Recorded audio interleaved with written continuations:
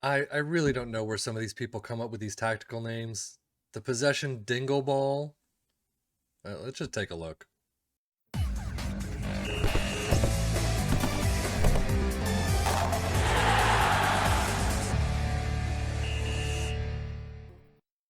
Yes, ladies and gents, this one is called the Posession.Dingleball.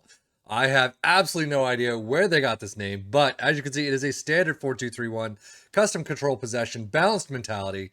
You have a goalkeeper this time around in defend, a wingback on both sides in automatic, ball playing defender on the left in defend, a central defender on defend in the right, a central midfielder automatic on the left, a deep line playmaker in defend on the right, a winger in support on the left, an inside forward in attack on the right, an advanced playmaker in support in central spot, and then a poacher up top in attack. In possession, attacking width is wide, play out of defense, shorter passing directness, tempo is slightly higher, mix crosses and work the ball into the box. In transition, counter press, distribute to the center backs and take short kicks. And then out of possession, high press line of engagement, higher defensive line, prevent short goalkeeper distributions, and trigger press more often. No opposition instructions whatsoever. Again, as I'm always going to say, this is a tactic that was just, we simmed through the entire season with these three teams.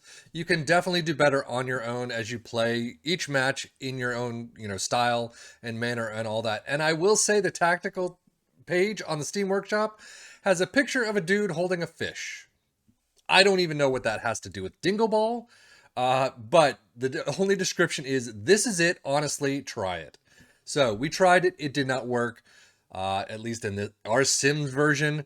I mean, Newcastle in 15th with 41 points, only 10 points off of relegation. Wolves in 13th with 42. And then Tottenham, I mean, they get 5th place. So maybe take a look at this if you're a Tottenham team. 5th place with 63 points.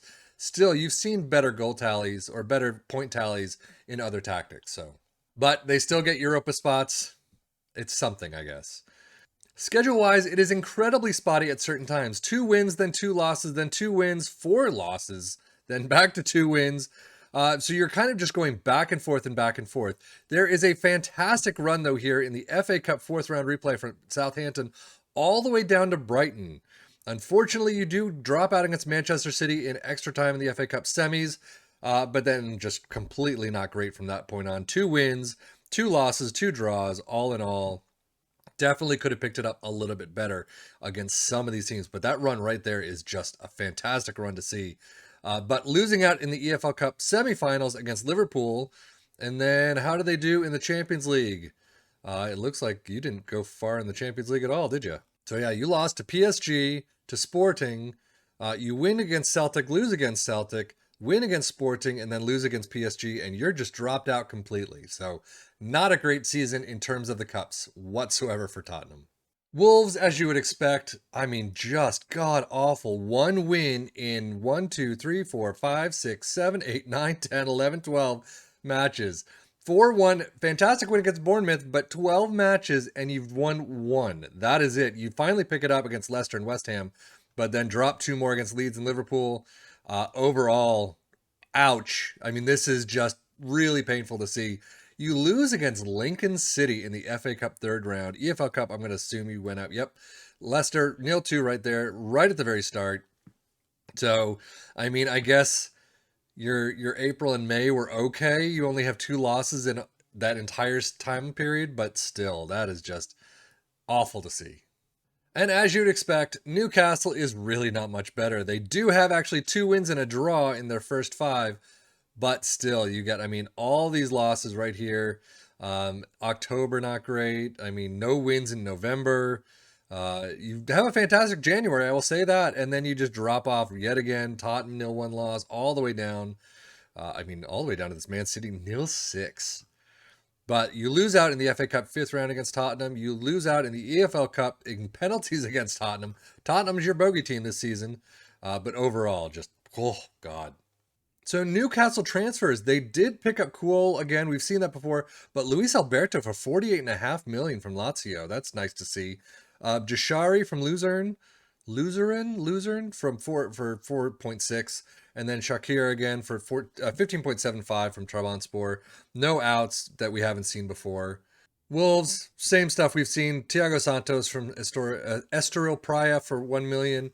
Outs, same as you. There you go. Ruben Neves out on loan for 450K total fee. That is it. I'm going to assume there's a clause in there that he buys, but oh my lord, 450K, that's it? Looks like there's no buy-on clause. Playing monthly fee of 90K, unused fee of 90K. Wow, they got him cheap. Maybe we should have tried that in real life. So I'm pretty sure we've seen these before for Tottenham. Ronnie Edwards from Peterborough, 3.2. Giovanni Di Lorenzo from Napoli, 29.5. Facundo Torres from Orlando City for 8.75. And then Sievert Mansverk from Mold from 3.1. And then Mathurin to Luton Town for 175K. That's a new one. But Fagan Walcott and Niall John, if we've seen before. Squad-wise for Tottenham, again, pause it where you want to see, who you want to see. We're just going to go through these really quickly. Newcastle's squad.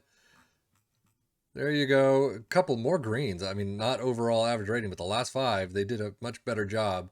And then finally with Wolves, there you go. A little bit more green, but still just awful to see. And Premier League stats, most goals. You got Tottenham in 5th with 62. Fewest shots against Tottenham in 4th with 393. You have, do you have most? Yeah, Tottenham in 8th with most dribbles made. Fewest conceded, though. Man City, there you go. Tottenham, though, in 5th, and Wolves in 8th, so you have something for Wolves. Most shutouts, Tottenham is in 6th place with 13. Most tackles won, absolutely nobody. Most shots for, nobody. And most points per game, Tottenham in 5th, as you would expect.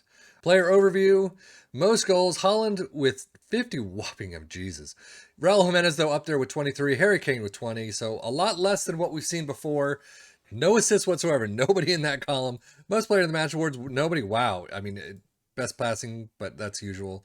Most dribbles made. St. Maximin, Newcastle with 159. Pedro Neto with 154. And Traore with 121. Fewest conceded. Shakir with 27 for Newcastle. Nick Pope, 36, also for Newcastle. And Hugo Lloris for 43. So Newcastle's been using a couple of goalkeepers here and there. Most shutouts, Hugo Lloris, there you go, with 13. Most tackles won. Absolutely nobody, because they didn't do very well whatsoever. Most key passes, absolutely no one. There you go. Most shots, Raul Jimenez with 99. Alexander Isak with 110. So stats for the teams in all competitions. Harry Kane is the top goal scorer with 29. Coop Miners with 7.20 highest average rating, so a new boy. Son with 17 assists, and most player of the match awards. Kane and Perisic with 6 player of the match awards apiece. Wolves in just lowly 13th place. Raul Jimenez with 23 goals for all competitions. Moutinho with 7.01 at highest average rating. That's not very good at all. Moutinho with 6 assists. And then Joseph Sa with 3 player of the match awards. Definitely a very lowly return. Then surprised they weren't relegated, Newcastle. Alexander Isak with 19 goals. Nick Pope with 7.06 highest average rating. Nabil Fekir with 7 assists. And then most player of the match awards, Alexander Isak with 3. Overall, this tactic just did not do very well whatsoever. Again, as I'm going to say, I've said in the beginning, do it yourself. Play each match how you want to play it. Use your shouts. Use your own squad. Things like, your own squad choices and things like that. But overall, it doesn't look like this did anything whatsoever to these 3 teams. I'm sad to say. But that is it for me, Savvy FM, for the Football Manager blog channel, saying thank you as always for watching. Take care and enjoy.